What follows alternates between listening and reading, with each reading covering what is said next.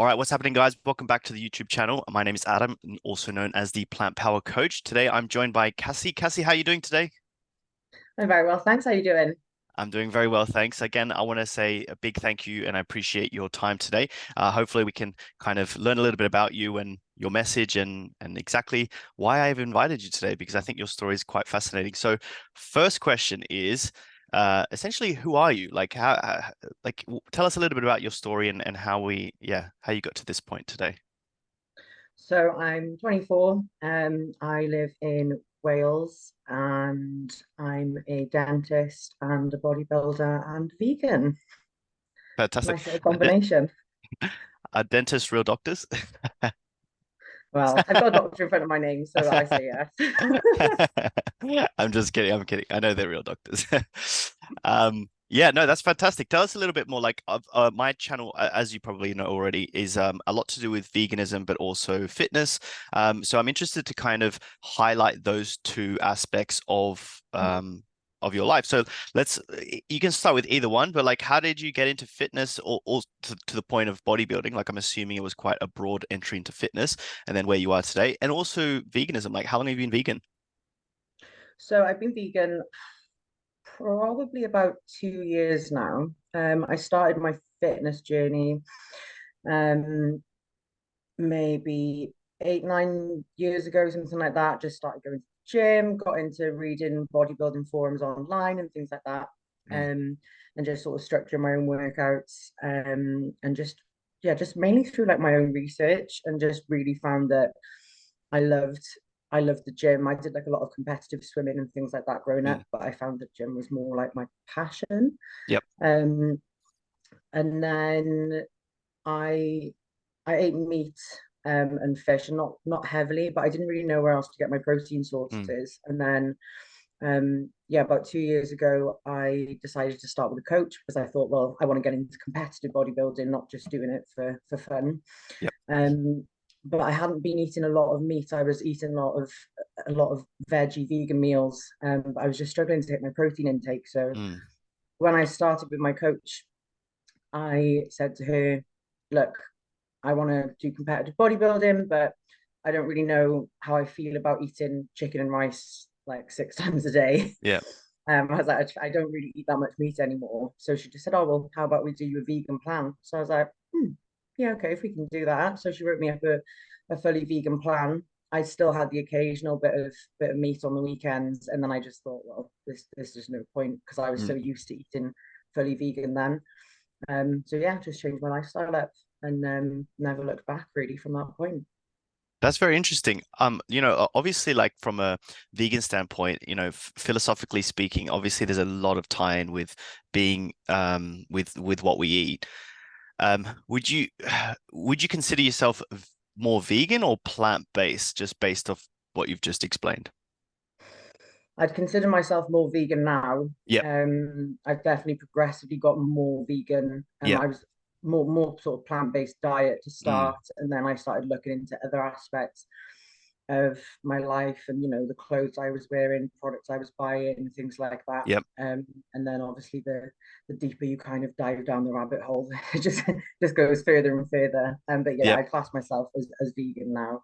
Yep, perfect. I want to dive into the sort of specifics of the fitness thing because you said you really got into like training, weight training, that sort of thing. Was there like a particular influence or a big thing which was just like I want to start going to the gym consistently and actually train for bodybuilding. Was there a big trigger for you on that? Not really. I think I was just like a normal sort of teenage girl, a bit self-conscious and just Yep. wanted to lose a bit of weight, even though I didn't really have any weight to lose. Mm, And just heavily influenced by media and things like that. And then I just started doing some home workouts that I'd found on YouTube.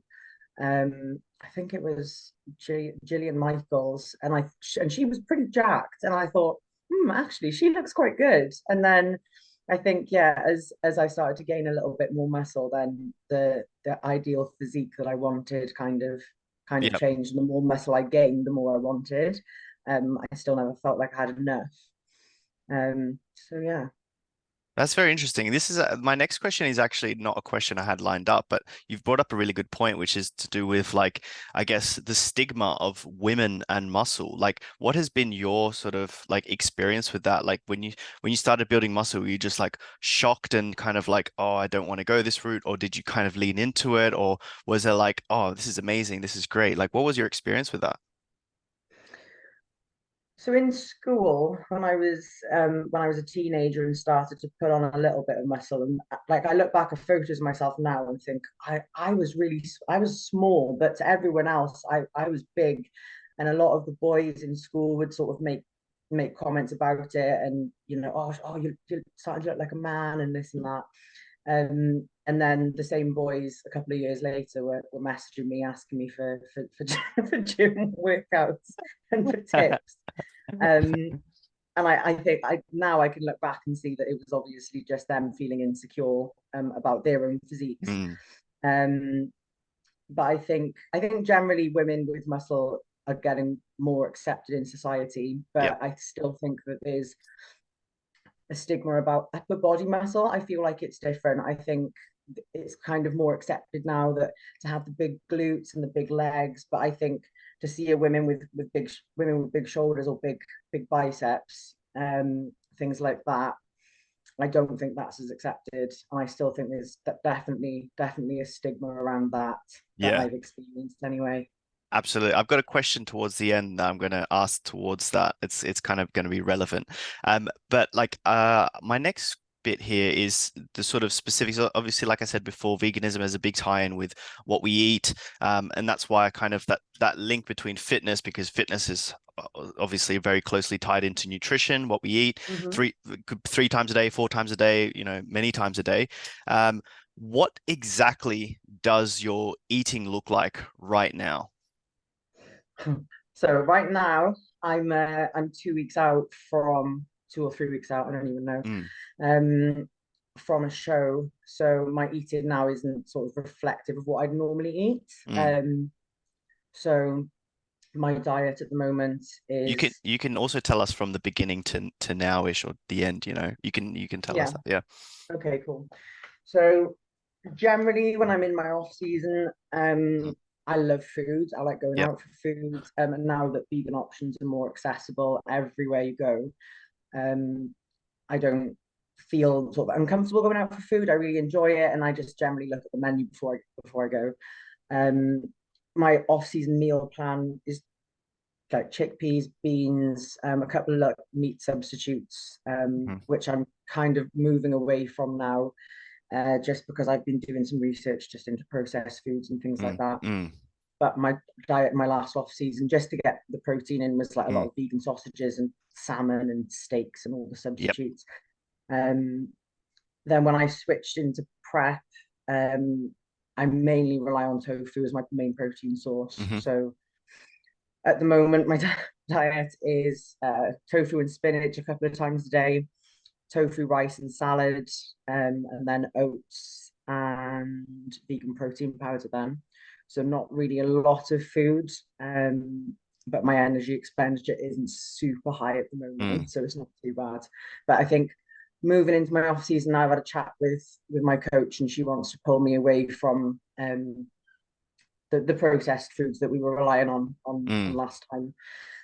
Get back onto like the chickpeas and the beans and the lentils and things like that, and then also like seitan and other kinds of foods that I can sort of experiment with, because I've eaten it a few times, but that's been when I've been out. yep. It's not super available in supermarkets here, but you Mm. can make it yourself. So Is it tofu and spinach the vegan version of chicken and broccoli? it pretty much is, to be honest. Yeah, 100%. I love spinach. I thought surely I'd get sick of it by now, but I Yeah. love it. I want to kind of switch it over to still in the fitness topic, switch it over to the training aspect of things, because I think anyone watching is kind of getting a good idea of what your eating habits are like. From a training point of view, I'm very curious because I've followed people like Ronnie Coleman, Jay Cutler, all these sorts of people, and every single person in the bodybuilding space seems to have a different philosophy, different approach to training, which is great because the top 10 guys all have different approaches and they're still the top 10, right? So what's your training like? Do you do the things where you go into powerlifting for a bit and then back to bodybuilding, or do you kind of stick with bodybuilding? Do you kind of have like crazy music blasting in your ears, or are you a bit softer? Like, what's your approach? Um, Generally, music wise, I'm either going to be something quite like rap, something that's fairly hard but not too overpowering.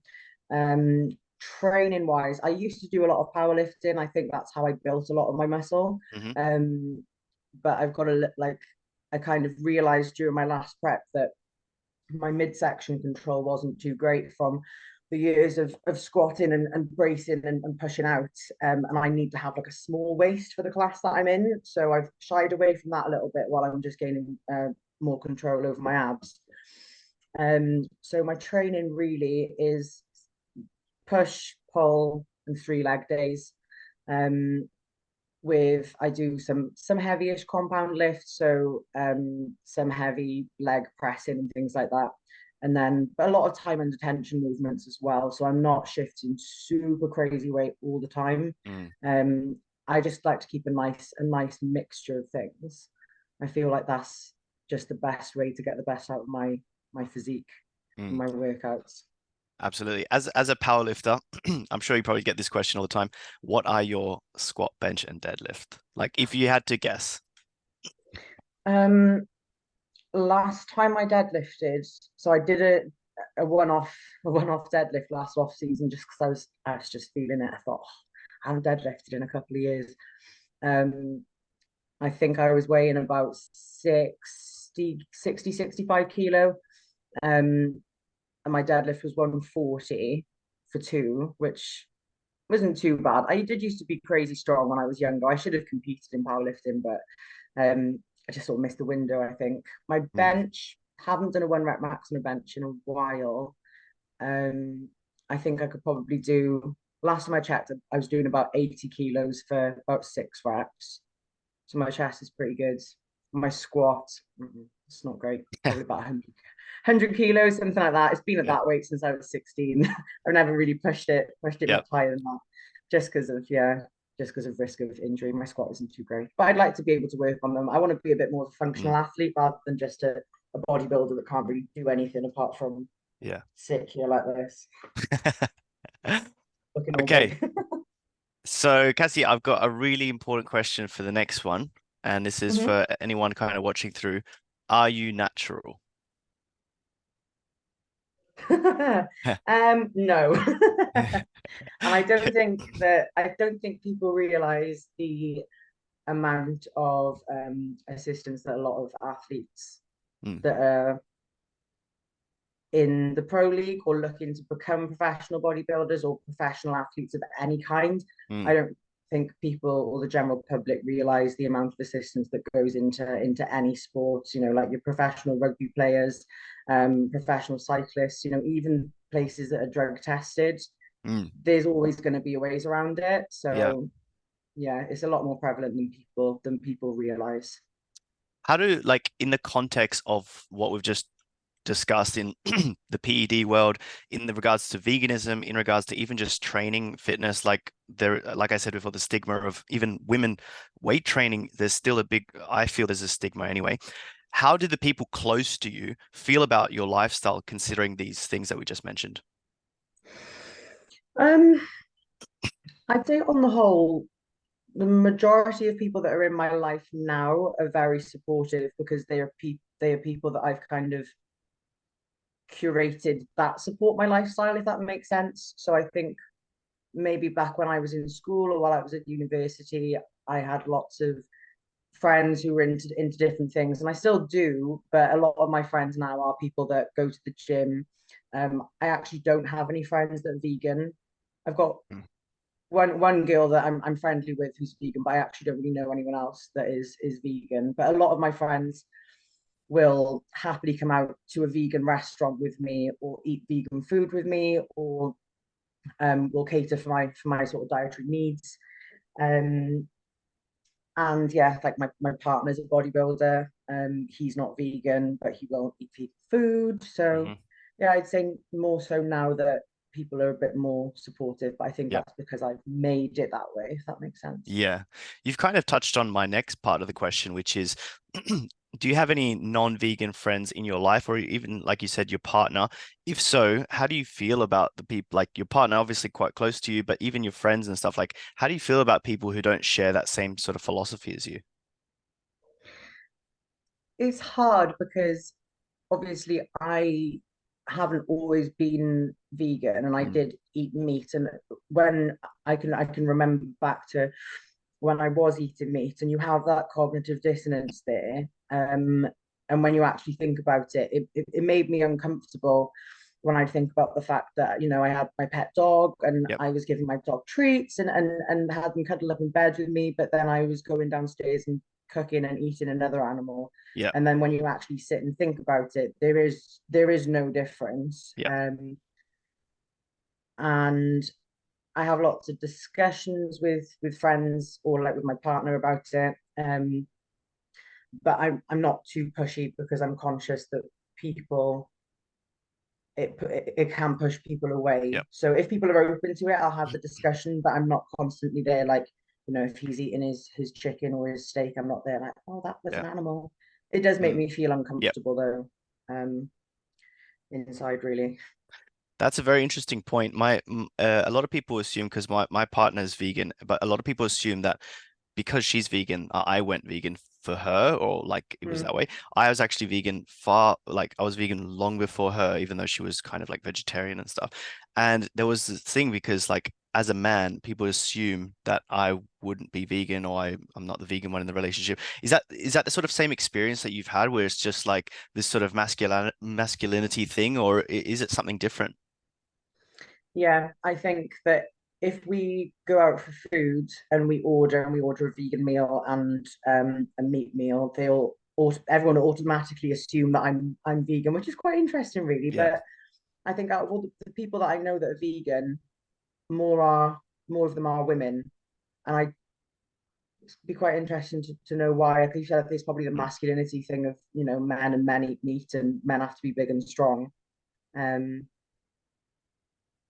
but what was the reason your partner went fully vegan from veggie? She was practically already there. Like when she was cooking for herself, she was already vegan, those sorts of things.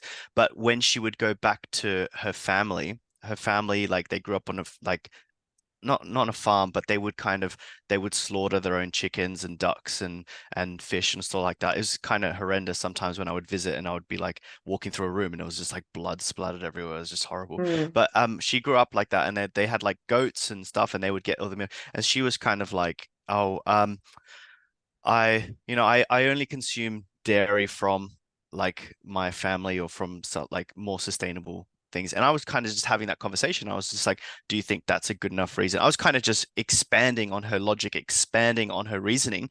And it just got to the point where she was just like, what's more important? Like what your family thinks about you, because that's essentially what it came down to, or this animal who's being abused and exploited. And then it hmm from that point forward, it's just been like, you know what, like I don't care what my family say about this anymore. And it was a bit difficult at first, but it's actually gotten to the point where they're not just accepting, they've started buying more vegan products themselves to Oh, try them out. amazing. And it's amazing because even now, like she would like we'd have a hard time. She would just be like, her parents would be up, they'd have like an argument about something, and now it's just Mm. like, my mum like sent her an article. It was just like tofu is really good for the elderly, because her mum's quite elderly now. And it was just like it's just like funny things like that. But yeah, no, it's really funny. So that it wasn't a difficult situation. But even I resonate strongly with what you've just said. I don't think I would be able. I don't know how I would feel about having a partner I care about consuming animal products, because it's kind of like a difficult one. I also don't feel like, let's say, in some extreme cases, breaking up with them is a solution either. You know what I mean? Yeah, it's hard, and I think that a lot of the time with any sort of family member, or with partner, I think you get that kind of initial pushback, Yep. and the initial resistance to it, and then once they've seen the food that you're eating and things like that, and it's like, oh, well, actually, Yeah. yeah, I might try that.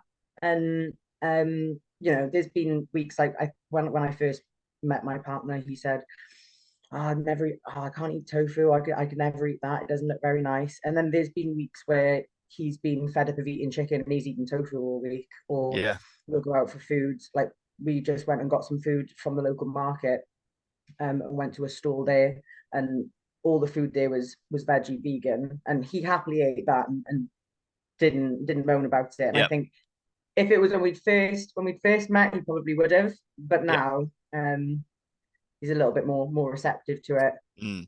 I think people like whenever I talk about veganism, I find like any topic someone brings up, it's a spectrum. Like if you're talking about environmental, they use like the most extreme examples of vegan agriculture versus animal-based agriculture. It's like, oh, like all these rice fields, they're killing like all these rats, and then they're like, I'll just have one cow in my backyard. So they use like these spectrums, right? And the same thing, like people with this with tofu, it's just like, oh, they use the blandest form of tofu compared to like Kentucky Fried Chicken, and it's just like, how is that a fair comparison? You're just using the most Yeah. seasoned, like done up food versus something that's bland. It's like I doubt you would enjoy boiled chicken. Like honestly, Yeah, exactly. yeah, I think every time anyone cooks chicken, yeah, like if you just put a chicken breast in the oven, horrible. Doesn't yeah, taste very nice. Doesn't even taste of anything. yeah, And it's exactly the same with tofu. You just put a piece of tofu in the oven. Yeah, it doesn't taste of anything, but at least the texture's nice. It's nicer than the exactly, texture of chicken. exactly. Like Um, my partner's got a little boy, and he's one of those kids that doesn't really eat meat. I think it mm, might just be that it's a bit chewy for him, or maybe he just yeah, doesn't like it. Um, but every time I'm eating something, he's like, "Oh, what's that?" And I'm like, "Oh, yeah. this is tofu." And he's like, "Can I try some?" I'm like, "Yeah." And he's like, "I like that." I'm like, "Haha." Got a vegan kid now. We're He's like, "Oh no, slowly it's not. taking over. It was just the chicken." And he'll try him with different meats. Not interested. He'll eat my tofu and spinach, no problem. We're slowly taking over, aren't we? Um, Yeah, I've got too these. right. Yeah. It's not really the reverse question, but I'm assuming this as well, like even not necessarily online, but also in person. Um, like how do you handle anti-vegan like comments or conversations with people who not necessarily friends, but like acquaintances or people who see you in like how do you approach anti-vegans? Depends what they're saying. I generally, especially as someone that bodybuilds and obviously meal preps and takes my food, say to work or places with me. And I think it's really funny how acceptable people find it to insult your food because you're vegan or because you're a bodybuilder, either or. Mm, So if I'm sat there and I'm eating tofu and salad or spinach or whatever lovely prep meal I've got that day. But my food's always nice. I always season it well. My salads are always really interesting and really, really delicious. People have no problem coming over and saying, "Oh, what's that? Oh, I couldn't eat that. That looks disgusting." yeah. But if I went up to their ham and cheese sandwich that they've made that morning and said, "Oh, what's that? That looks disgusting," people would find that really offensive and find Yeah. that really rude. But because you're vegan, they feel that they can make comments about what you're eating. Um, I generally, if it's someone that's like a friend or something like that, I'll generally just shrug it off. If it's someone that's like a family member, I've asked people to not make comments about my food and just say, "Look, can you just not make comments about that?" Makes me feel a bit uncomfortable Mm, and put some boundaries in place. But yeah, it's a difficult one because I think people have this kind of view of vegans, oh, they're really pushy and they just moan about everything. They need to tell everyone that they're vegan and all this and that. And then I just think, oh, I just can't be bothered with the aggro of it. mm, Um, but it is annoying and it is rude, and I don't think it's fair at all. What's mm. been your experience with it? With handling anti-vegan, a lot of my, well, to be honest, I get more, my contents is uh, naturally quite polarizing, right? I don't try and make it that way. It just happens to be because obviously if I make a video, and the most recent video I made, which was like, would you drink horse milk or pig's milk? And that's how I Mm, started the video. And the point of it is to grab people's attention. And it's supposed to grab people from the vegan movement and the non-vegan movement and be like, whoa, it's shocking, right? And it's so funny because that video did not do very well at all. And then like a month later, it started blowing up. It went crazy. And it was just people commenting the most the stupidest stuff you could ever imagine, and none of it addressed the original point, which is, would you drink pigs or horse milk? Mm. Like they're just avoiding that question altogether. And it was just like the whole video is based off this, and you can't come up with a simple reason why you would or you wouldn't drink it. And it was just like a fascinating thing to me. So a lot of my experience has just been dealing with people who like have no logic, essentially. Yeah, and I think a lot of the arguments people use, I see it on Facebook all the time. I don't really get that many comments Mm, on my posts, on my social media about it. It's more so in person comments that I get. That like I see comments on Facebook on like the community pages, or somewhere will post that they're doing like a vegan food market, and straight away in the comments yeah, there's all these angry middle-aged men yeah, like, oh, why is everything got to be vegan? I want yeah, bacon, blah blah blah. I just think a lot of the arguments, like I'd be totally happy having a discussion like myself and my partner do all the time. We'll have yeah, a logical, balanced argument. I can see his points, he can see my points. We'll both raise some really interesting things to discuss. But a lot of the arguments people raise, that yeah, they're not even valid, they're not logical. They just exactly. want to get their point across, which isn't really a Exactly. point. It's actually a funny thing because I started this channel to also, I obviously want to have conversation with people like yourself, but I also wanted to have people who are not vegan necessarily and to have a conversation as to why. And because of that, again, part of the question you asked before, which was like my experience, I've been trying to offer these people a chance to come on my channel and talk about it and discuss it. And out of Mhm. the hundreds and hundreds of people I've invited, zero, all not like none of them. And it's just like I can't have like I can't be sitting here all day on Instagram and Facebook like talk No. like discussing your nonsense. Like I can't. Yeah, So exactly. If your viewpoint was that strong, then yeah, surely you would want to exactly. explain, you want to express it and explain it fully and have a discussion about it. But Exactly. Exactly. Um, Cassie, it's been amazing talking to you. I've got one more question before I end the Mhm. recording. If you could go back and talk to your younger self, or potentially someone who just reminds you of you, what would you say to them based on everything we've discussed today or from what you know now? I would definitely tell myself uh, to care less what other people think, and care less about being different, and kind of just lean into being different, because I think I restricted myself in so many areas of my life for so long that are now huge parts of my sort of identity, with the bodybuilding and Mm, being a vegan and things like that. Um, I kind of shied away from it because I felt almost embarrassed to be different. When you're younger, you're self-conscious, you want to fit in. Now I'm embracing, like I'm covered in tattoos, all these different things that form my identity. I feel like I would have liked to have leaned into that a little bit sooner, um, just to develop myself a little bit sooner and not felt so self-conscious about it.